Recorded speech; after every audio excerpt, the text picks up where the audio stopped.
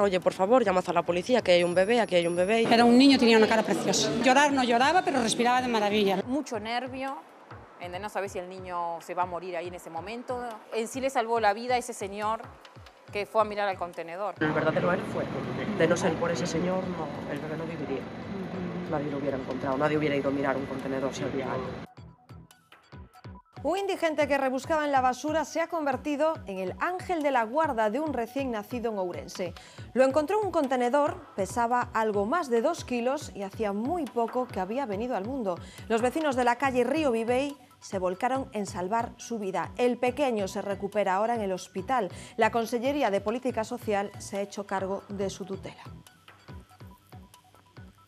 ¿Qué tal? Buenas noches. Mientras se está investigando quién puede ser su madre, se está abriendo una lista de 100 posibles mujeres porque ese bebé tiene alrededor de 37 semanas. Esta es una de las noticias del día, es lunes 18 de septiembre, pero como siempre hay más que contar.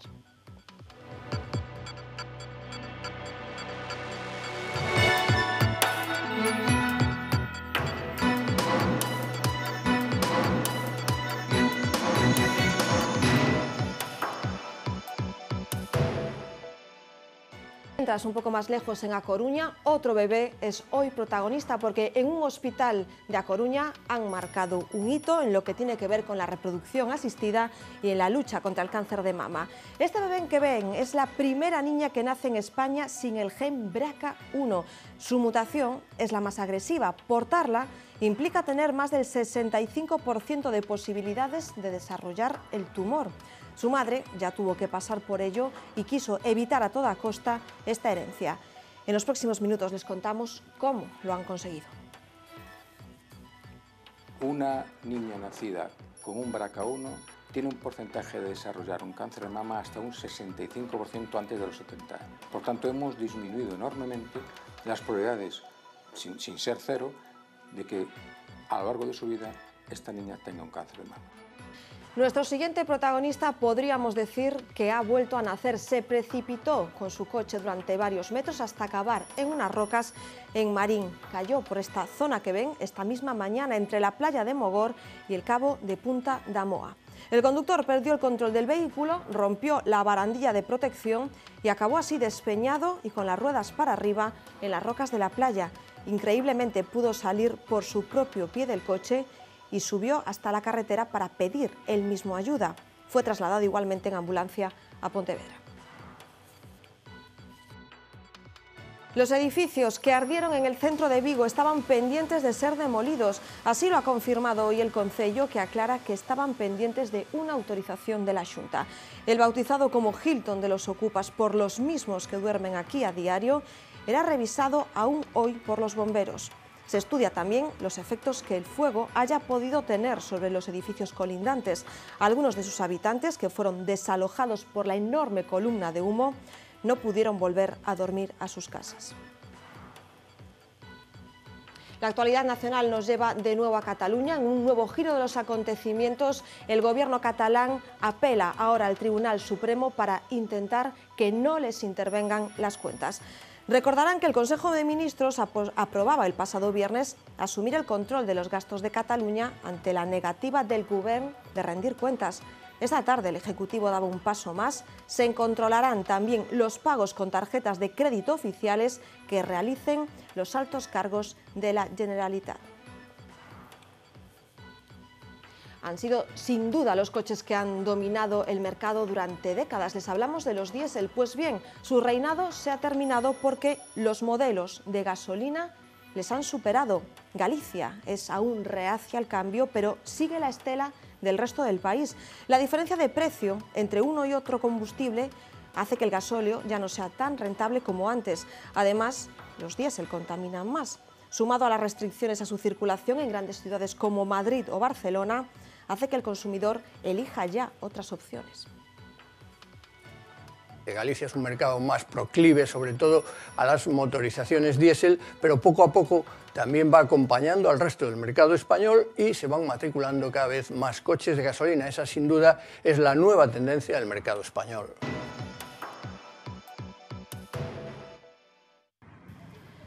Un indigente que rebuscaba en los contenedores lo encontró en esta calle de Ourense. Un bebé de raza caucásica con el cordón umbilical todavía colgando y de 2 kilos de peso. El pequeño sigue ingresado en el hospital de la ciudad, donde evoluciona muy positivamente. Se prevé incluso que reciba el alta en los próximos días.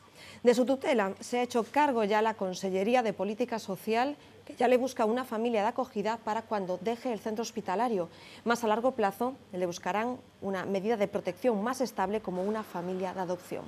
La Fiscalía ya ha abierto un expediente de protección de menores y la policía local intenta averiguar si algún negocio cercano tiene cámaras de seguridad que aporta alguna pista sobre quién lo pudo dejar en ese contenedor. Y es que ahora mismo hay, como es lógico, una investigación abierta. Se están barajando más de 100 casos, coincidiendo las madres con la edad de este bebé, que según los investigadores tiene alrededor de 37 semanas. Aún así, va a ser muy complicado identificar a la madre, teniendo en cuenta que pudo no haber recibido asistencia médica.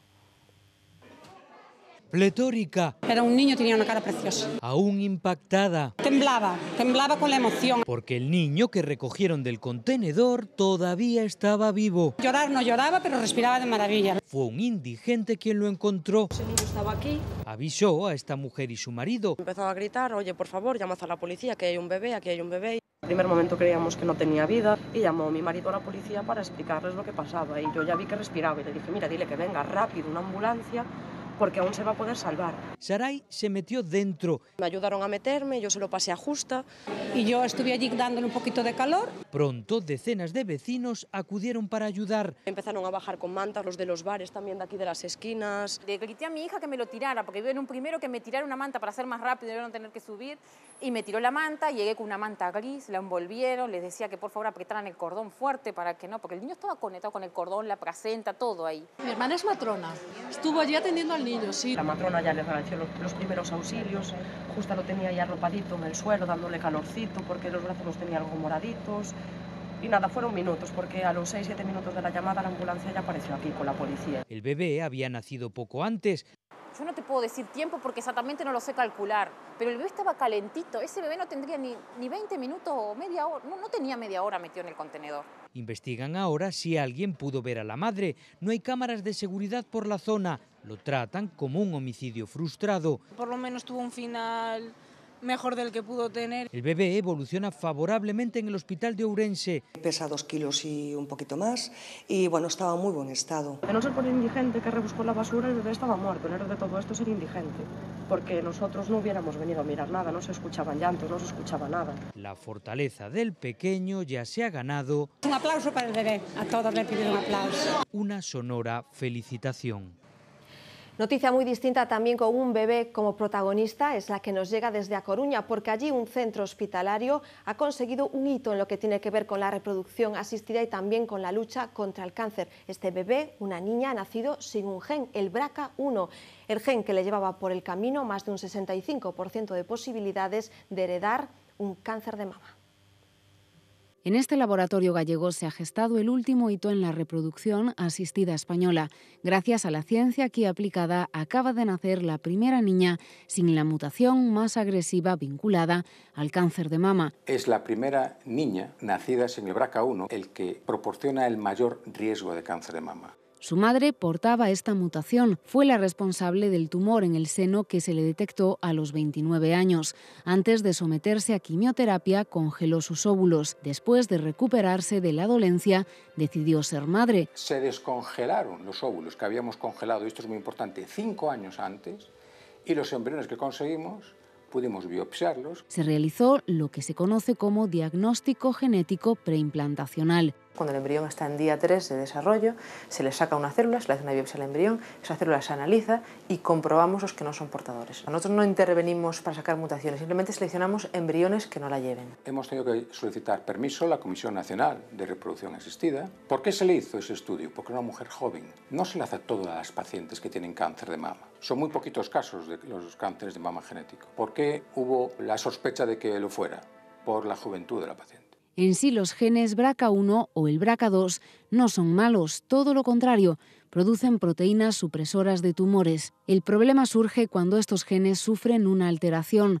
La del BRCA1, el que portaba, por ejemplo, la actriz Angelina Jolie, es el más agresivo. Fundamentalmente está relacionado con cáncer de mama y cáncer de ovario. Una niña nacida con un BRCA1 tiene un porcentaje de desarrollar un cáncer de mama hasta un 65% antes de los 70 años. Por tanto, hemos disminuido enormemente las probabilidades, sin ser cero, de que a lo largo de su vida esta niña tenga un cáncer de mama. Hasta ahora hubo 3 casos similares en España, pero este es el primero que elimina la mutación del BRCA1 y en una niña.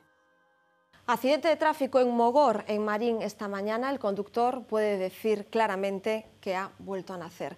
Y es que hoy mismo se precipitaba al salirse de la vía por este terraplén que ven. Han sido varios metros por esta zona de desnivel después de llevarse por delante la valla de protección. El coche quedó totalmente destrozado y encajado en las rocas. Y aunque parezca increíble, el conductor logró liberarse, salir del vehículo por su propio pie, incluso pedir ayuda. No presentaba heridas de gravedad, pero aún así fue trasladado por el 061 a un centro hospitalario de Pontevedra. La nota trágica del día tiene que ver con este accidente que tenía lugar a primera hora de la tarde, en este caso en Fene. La conductora, una vecina del barrio ferrolano de Caranza de 69 años, moría al salirse de la carretera en las conocidas como curvas de Santa Ana. El coche se precipitó por un desnivel y volcó. Los bomberos tuvieron que excarcelar a la víctima.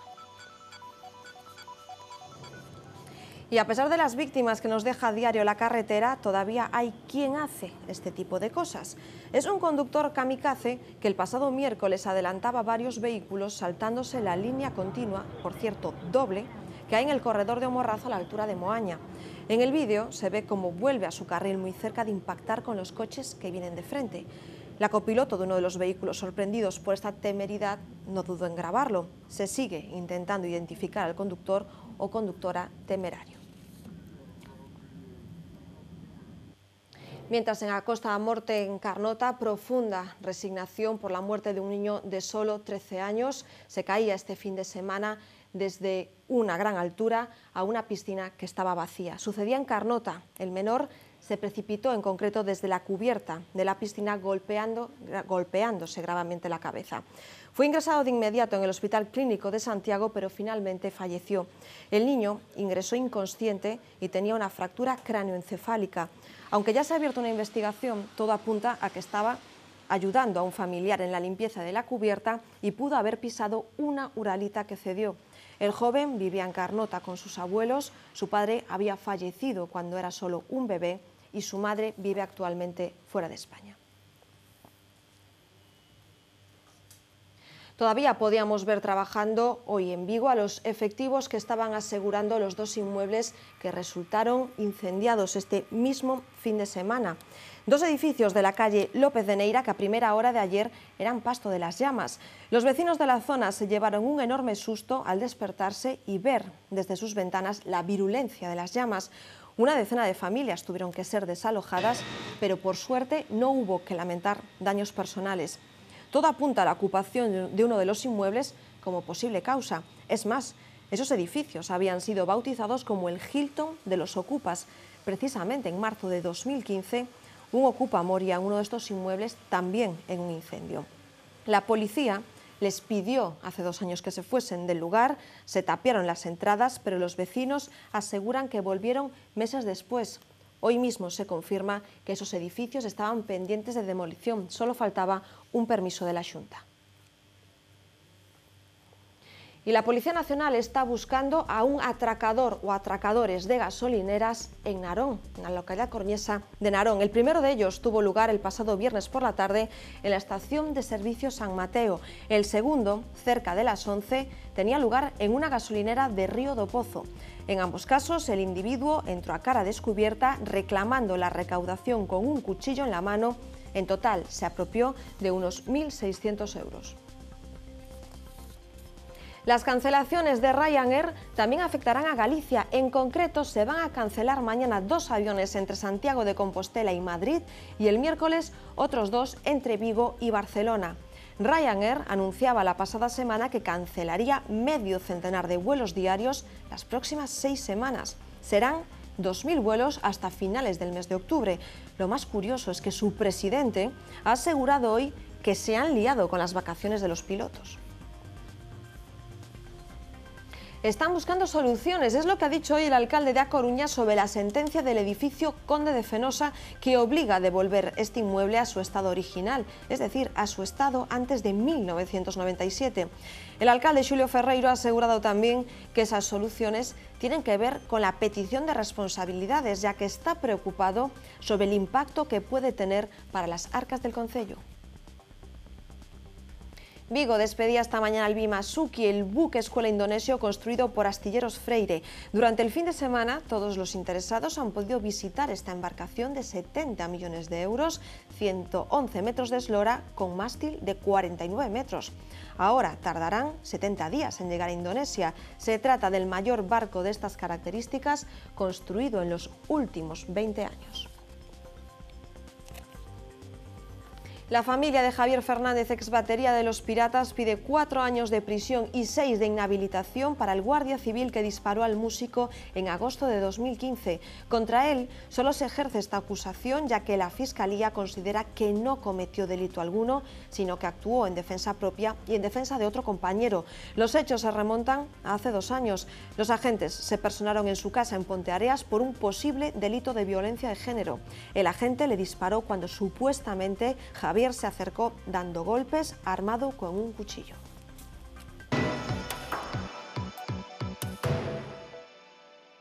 Las novedades en política nacional nos llevan irremediablemente a Cataluña, y es que despedíamos la semana con el anuncio de que el Consejo de Ministros iba a intervenir las cuentas del Gobierno. Pues bien, otro nuevo giro de la Generalitat apela ahora al Supremo para evitar que el Gobierno controle esas cuentas. Ya saben, el objetivo es evitar que se desvíen fondos para el referendo del 1 de octubre. Acción, reacción, la escalada no cesa. La Generalitat se resiste a que sus cuentas sean controladas por Montoro y da la batalla, recurso ante el Tribunal Supremo para tratar de impedirlo y ganar tiempo. Hoy Puigdemont en la Agencia Catalana de Ciberseguridad, todo preparado, dice, para el 1 de octubre. Para el 30, para el 1, para el 2 y para los meses que vengan, este quiere ser y va a ser un país ciberseguro. Es su vicepresidente el que habla de dinero. Junqueras alerta de los riesgos de esa medida sin precedentes. Lo qual porta a una situació de col·lapse administratiu a tothom, diguem-ne, no? És una irresponsabilitat total. Otro que también avisa es el ministro de Guindos. Dibuja un negro panorama económico a una supuesta Cataluña independiente. Lo que vemos es que el PIB podría caer entre el 25 y el 30% y el paro doblarse. El empobrecimiento en general de la sociedad catalana sería brutal. Hasta hoy, por cierto, 11 días después, no se ha publicado en el Boletín Oficial de la Generalitat la suspensión que dictó el Tribunal Constitucional de la ley del referéndum aprobada por la mayoría independentista. Hay 270.000 afectados en toda España y hoy han visto cómo terminaba un calvario que ha durado años. Les hablamos de los afectados de la estafa de Fórum Filatélico. Hoy ha empezado el proceso judicial. Francisco Briones se enfrenta a 27 años de prisión. Son los afectados de la mayor estafa piramidal de España. En el banquillo los 30 acusados. El primero en declarar, el expresidente de Fórum Filatélico, Francisco Briones, quien con 21 años abandona el ejército para lanzarse a una carrera meteórica dentro de la empresa. Y efectivamente, el que les habla tuvo que hacer de chico de los recaos, como todos, no Bien. Yo, todos. 27 años de cárcel piden para él por estafa, insolvencia, blanqueo y falsear las cuentas. Así intentaban captar clientes. 25 años de buen rumbo nos han consolidado como líderes en Europa. Casi 300.000 inversores atrapados en la compra de sellos. Cuando los rumores sobre una posible estafa comienzan, Briones señala a otros. Expulsará del sector a los oportunistas que periódicamente con sus malas prácticas generan inquietud en la sociedad. 11 años después, ¡estamos en lucha contra el olvido! Los afectados solo han recuperado un 20% de lo invertido. El astillero Navante a Ferrol vuelve a estar en la encrucijada. La novedad hoy es que 600 puestos de trabajo pueden verse comprometidos por el nuevo plan de viabilidad que plantea la empresa. Las pérdidas ascendieron en 2016 a 230 millones de euros, las más altas de su historia. La caída de las contrataciones civiles de un 60% y la fuerte competencia asiática ponen entre las cuerdas al astillero, en el que ahora trabajan de forma directa 2.200 personas. La medida afectaría, por tanto, a todas las plantas de Navantia, incluidas las de la ría de Ferrol. La idea es jubilar solo en la antigua Bazán y en Fene a unas 570 personas de aquí al año 2022. Es uno de los grandes dilemas de Galicia, ¿cómo se puede aprovechar el monte? Pues desde luego la historia de este emprendedor desde luego les puede dar una idea. Él se llama Francisco José y ha alquilado hasta 1000 pinos en Loiba, en Ortigueira, para explotar su resina.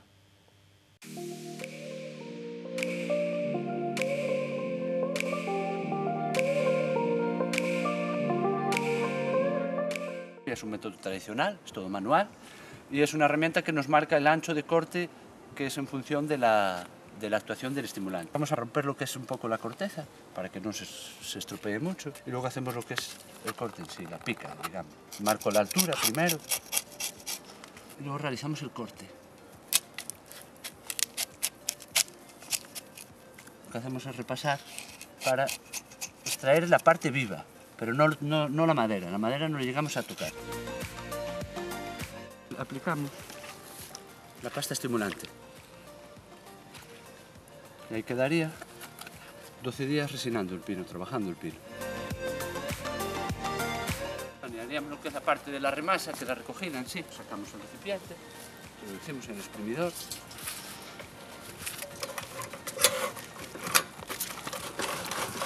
Ya ves cómo va cayendo toda la resina.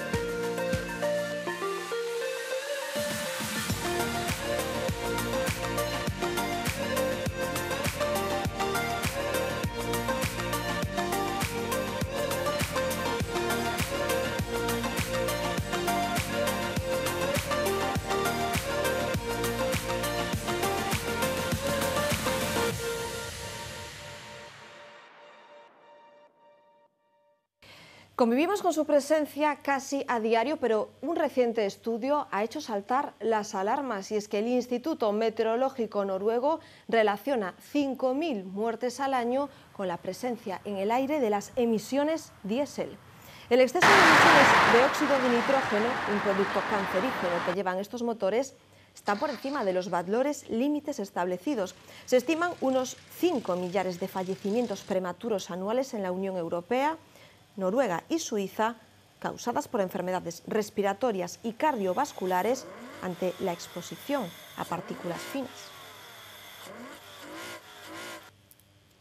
La reducción de las emisiones lleva años y años en nuestra vida, pero ¿cuántas personas creen que se han pasado a un híbrido o en concreto a un coche eléctrico? Seguro que han visto más de una vez los enchufes en sus ciudades. En Galicia, en 2014, llegó a haber en la comunidad casi 200 enchufes públicos para cargar coches eléctricos.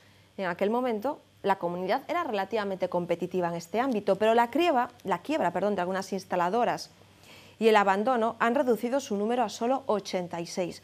La mayoría, como ven, en áreas urbanas, un número insuficiente para los que están llamados a ser los coches del futuro. Vigo es la más electrificada, con 19 puestos de carga públicos. A Coruña tiene 2 electrolineras menos, son 17. La siguiente ciudad más enchufada es Ourense, con 9 lugares de recarga en la calle. Uno menos tendría la capital, Santiago, donde se conforman con 8 cargadores de coches eléctricos. Ferrol, Lugo y Pontevedra tienen 2 cada una. Aún así, en cuanto a ventas, la presencia del diésel y del gasolina es imparable, pero ahora con una novedad. Por primera vez en décadas se venden más coches gasolina que diésel, y es que el precio de los combustibles, su diferencia ya no es tan abultada. En este concesionario las ventas diésel son minoritarias. Los consumidores tienen que echar ya demasiadas cuentas y hacer muchos kilómetros para no elegir otras opciones. Los precios del combustible, las regulaciones cada vez son más restrictivas con respecto a motorizaciones diésel, el cambio de conciencia del consumidor que apuesta pues cada vez más por tecnologías más limpias, con menos costes ambientales. Híbridos y eléctricos son los que más crecen, se venden un 80% más que el año pasado. Han llegado hasta el 6,9, que es un punto histórico. Van a seguir estabilizándose casi hasta llegar a ese hipotético 10% que se apuntaba hace unos años como el tope máximo para los vehículos híbridos. Los eléctricos son una minoría. Hay que esperar a que una red de abastecimiento para vehículos eléctricos se desarrolle en todo el país, sobre todo en las ciudades. Vehículos como el Nissan Leaf o el Renault Zoe, 100% eléctricos, cuentan con más de 300 kilómetros de autonomía. Pero si no se quiere depender de enchufes, prescindir del diésel y al mismo tiempo ser ecológico, la opción son los híbridos. Combinan motor de gasolina y eléctrico. Pueden funcionar conjuntamente si necesitamos toda la potencia o cada uno por separado. Y es una decisión que toma el coche de manera inteligente en función de las necesidades que necesitemos para afrontar esa conducción. Casi todas las marcas cuentan con algún híbrido en su gama, pero esta ofrece hasta 5 modelos diferentes. La japonesa Toyota inventó el sector con este Prius hace ya 20 años. El Prius de cuarta generación, aquí podemos ver la pantalla multimedia, la elección de los diferentes modos de conducción, en que podemos elegir incluso si necesitamos, por ejemplo, en algún momento por ciudad, ir solo en eléctrico para no contaminar. Tenemos un indicador de la carga actual de la batería y si está funcionando en este momento el motor de gasolina o bien el eléctrico. Esto durante la conducción lo podemos ir viendo cómo lo va gestionando de manera automática e inteligente. Vehículos automáticos sin embrague o alternador, menos costes de mantenimiento y en este modelo con diseño a la última. Y las baterías ni se notan. No le quitan ni un ápice de espacio al coche. Se sitúan actualmente bajo los asientos traseros y es un coche que es perfectamente cómodo para cualquier usuario. En 5 años, Toyota dejará de vender coches con motores diésel. Es una de las situaciones sin duda más terribles o más temidas que nos pueden suceder dentro de un coche, pero ¿alguna vez han pensado cómo se vive un vuelco dentro de un turismo? Esta situación se ha podido experimentar hoy mismo en Vigo. Un simulador de accidentes mostraba las consecuencias de una vuelta de campana. La actividad enmarcada dentro de la Semana Europea de la Movilidad busca, como siempre, concienciar a los conductores sobre los peligros del volante y nada mejor que experimentarlo uno mismo.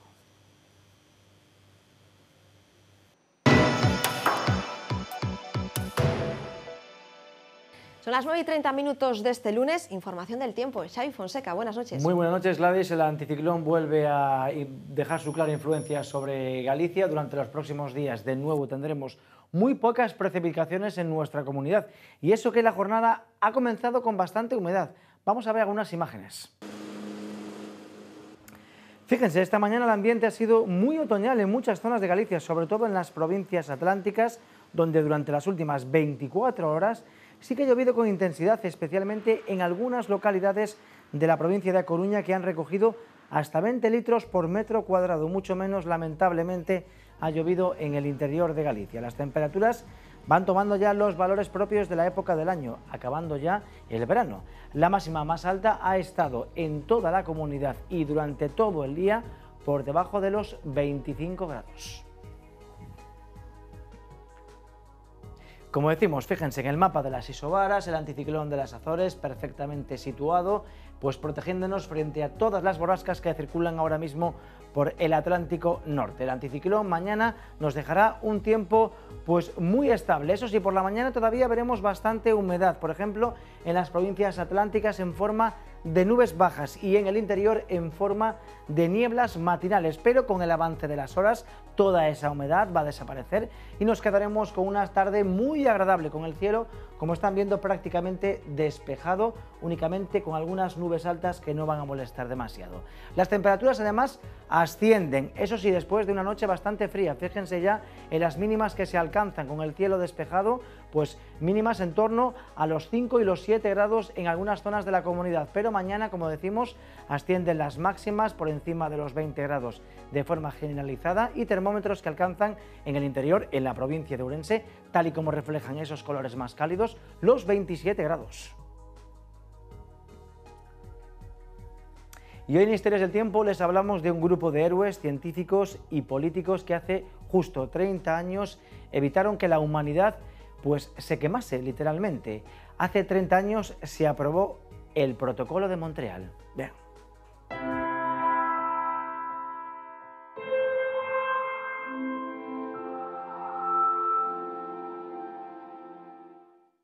La atmósfera se divide en varias capas. La más baja, la que está en contacto con la superficie, es la troposfera, donde tienen lugar los fenómenos meteorológicos. La que está justo por encima se llama estratosfera, una capa muy importante porque ahí se encuentra el ozono, un gas que ejerce de escudo frente a la radiación ultravioleta. É como un escudo, exactamente, é algo que a natureza nos dá, nos aporta, e que impide que boa parte desta radiación ultravioleta B chegue á superficie, e iso ten moito que ver pois, con toda a explosión de vida que hai na superficie da Terra. Pero en los años 80 comenzó a observarse que la concentración de ozono estaba disminuyendo. No solo eso, varias investigaciones científicas que fueron premiadas con el Nobel descubrieron que esa anomalía estaba provocada por la actividad humana.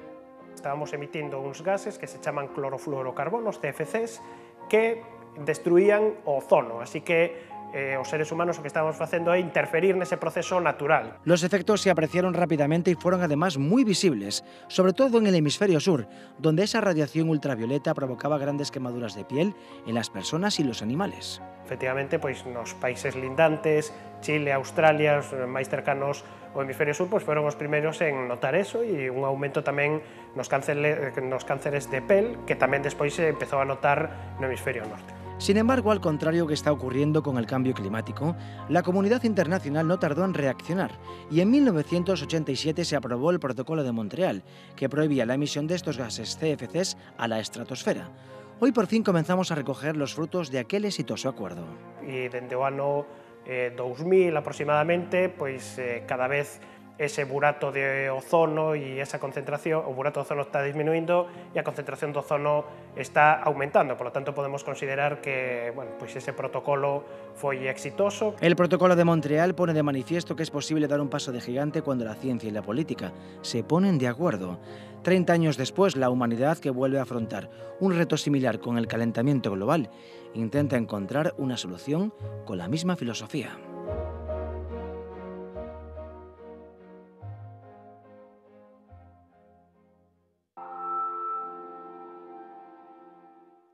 Y hoy nos despedimos con una fotografía que también está de cumpleaños. Cumple 4 décadas. Hace justo 4 décadas, los científicos que estaban al mando de la nave Voyager 1 tomaban la primera fotografía de la historia en la que se podían ver a la Tierra y a la Luna juntas en una misma imagen. La instantánea fue tomada desde una distancia de más de 11 millones de kilómetros. Anteriormente se habían recibido imágenes de la Tierra y la Luna, pero por parte de las misiones Apolo. Pero esta es una imagen histórica e icónica, porque fue la primera que se ha hecho desde el espacio profundo. Recordemos que las naves Voyager también cumplen 40 años viajando por el cosmos. Ahora mismo se encuentran ya fuera de nuestro sistema solar.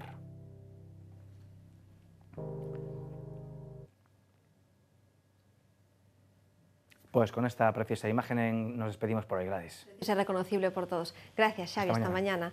De esa foto icónica, las 80.000 fotos que necesitó hacer un marinero noruego aficionado a la fotografía para relatar este increíble viaje. Vean. A bordo de este mercante, y siempre con el mismo plano, vemos el increíble viaje de un mes desde el Mar Rojo hasta Hong Kong. 10 minutos hipnóticos en los que podemos disfrutar de increíbles puestas de sol, tormentas a bordo, auroras boreales o vistas increíbles del cielo estrellado con la Vía Láctea en su máximo esplendor. Un recorrido inigualable que termina con las luces del puerto y la descarga de los contenedores. Su autor, Jeffrey Sang, un amante de los viajes y del océano, ha declarado que navegar en alta mar es una forma única de comprender lo pequeños que somos.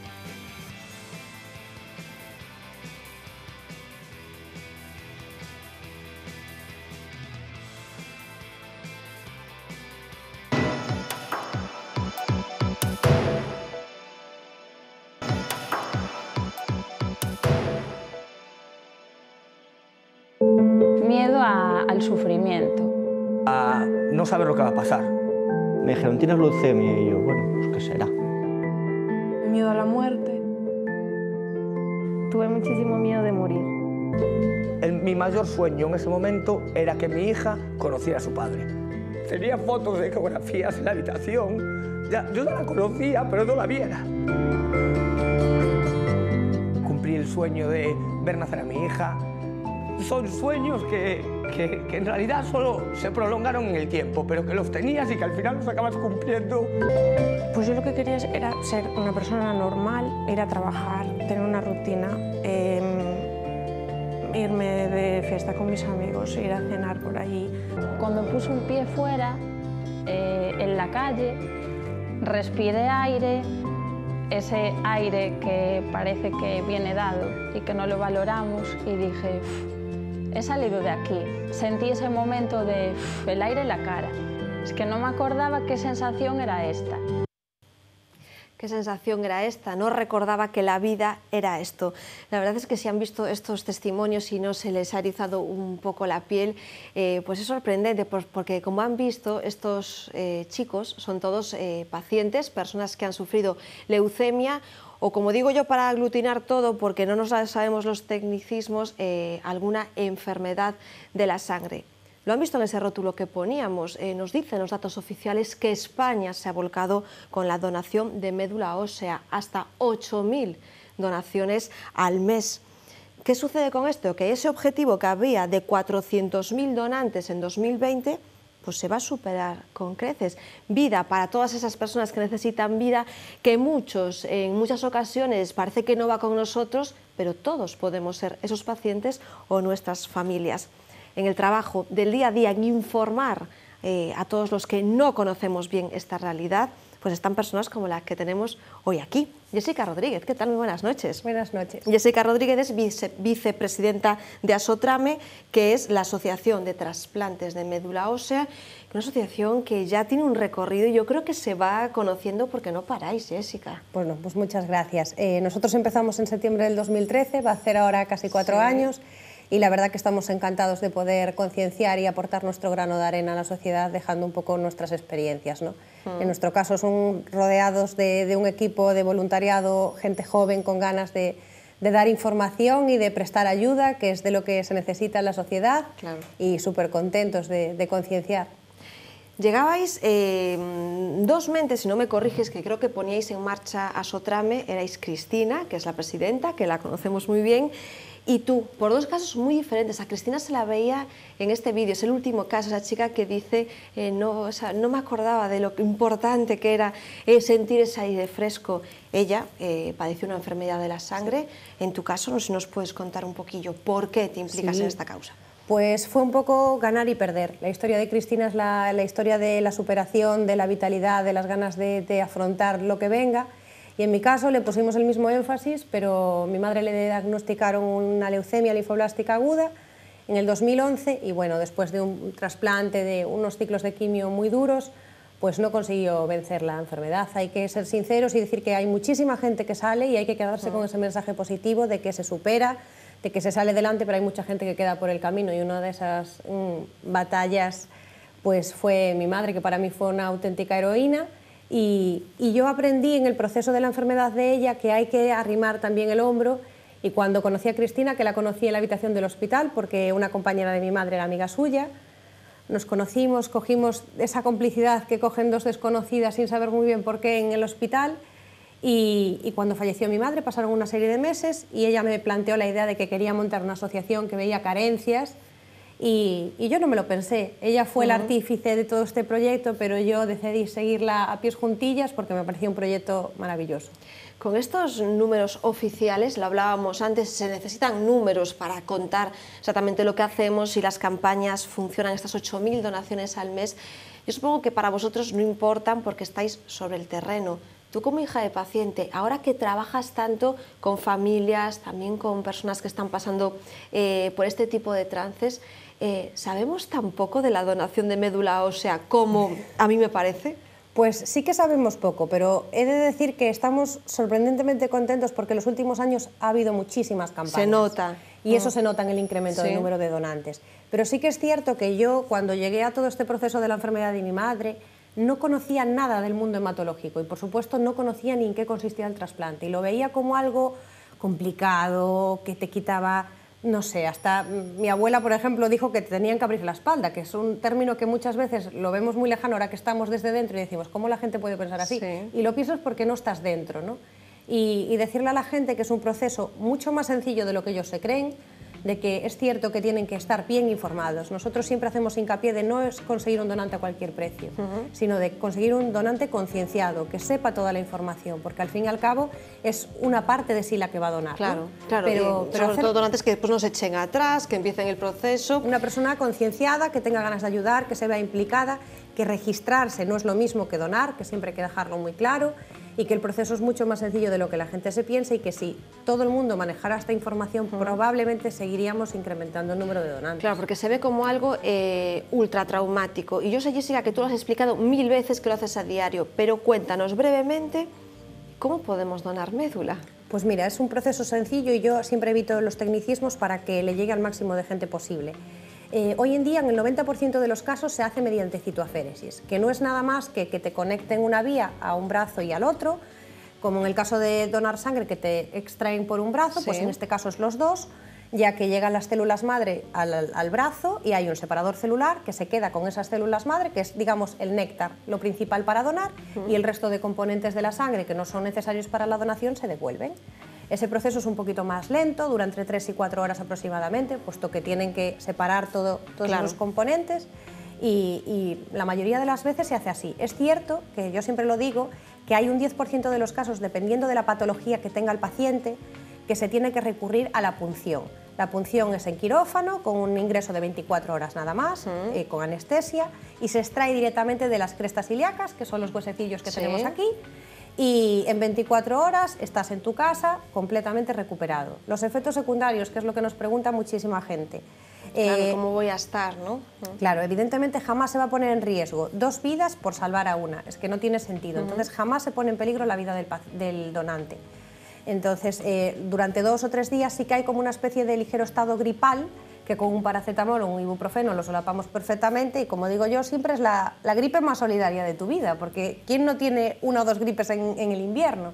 Pues esto sería igual, o sea, es una cuestión de darle naturalidad y decir que dar vida en vida es maravilloso. Hay que decir que la donación entre familiares se da en muy pocos casos, que todos esos datos se comparten a nivel europeo, si no me equivoco. Entonces, claro, tú puedes ser el donante de una persona de otro país, pero también esa persona de otro país te puede donarte a ti mismo o incluso a tu familia. Vosotros estáis mucho en contacto con familias, con pacientes, con donantes. ¿Cómo se sienten los donantes después? Pues los donantes se sienten de maravilla, es que es una sensación que no se puede explicar. Muchas veces cuando yo me hice donante de órganos a los 18 años, ¿no? Dices tú, ojalá algún día tenga la oportunidad de salvar una vida.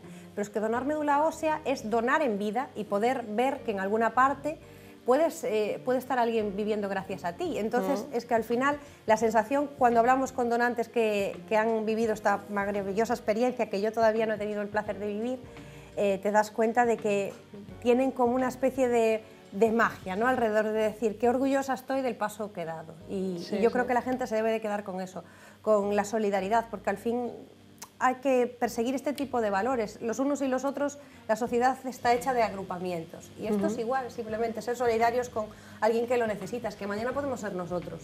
Hay que decir que en la web de Asotrame tienen un montón de información, incluso enlaces hacia la Fundación Josep Carreras, grandes entidades muy conocidas donde tienen toda la información, porque sería imposible aglutinarla, pero hay que decir que Asotrame hace un montón de cosas, entre ellas actividades también en hospitales para estar con los pacientes que están pasando ese proceso, vamos a decir, de recuperarse, pero tenéis una cita, nada, en poquísimos días en Narón, ¿no? ¿Qué es esto? El próximo domingo, el 24 de septiembre, en Narón, en el polígono de la Gándara, a las 11 de la mañana, citamos a todo el mundo que quiera apuntarse a la tercera carrera de Asotrame.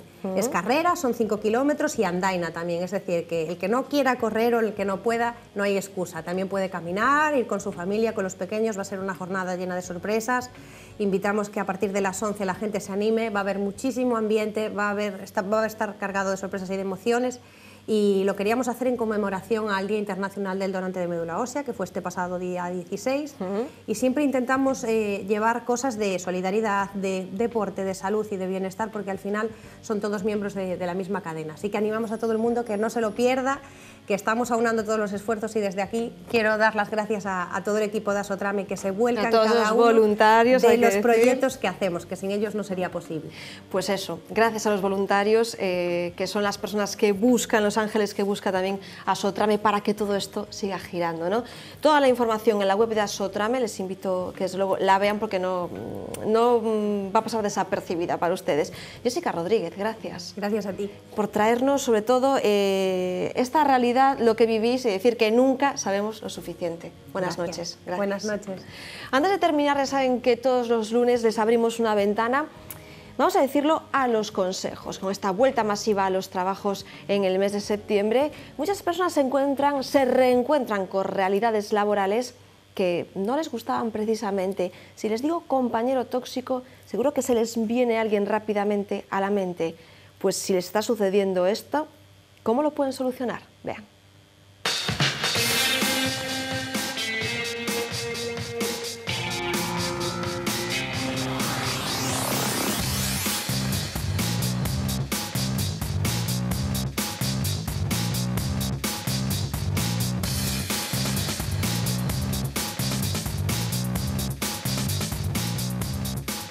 Solemos referir a aquellas personas que no aportan, que más bien restan. Son personas que o bien están todo el día pues quejándose, o bien están pues menospreciando incluso el trabajo o las propias actitudes o buenas prácticas laborales, ¿no? Con esa actitud, ¿no?, tan victimista y tan instigadora, por así decirlo, lo que hace es que genera un clima que no ayuda a la buena productividad ni al buen clima laboral, y hace que también nos sintamos realmente pues mal en el trabajo. A veces no identificamos quién es una persona tóxica, ¿no?, de por sí, pero lo que sí identificamos claramente es con qué persona no nos gusta trabajar.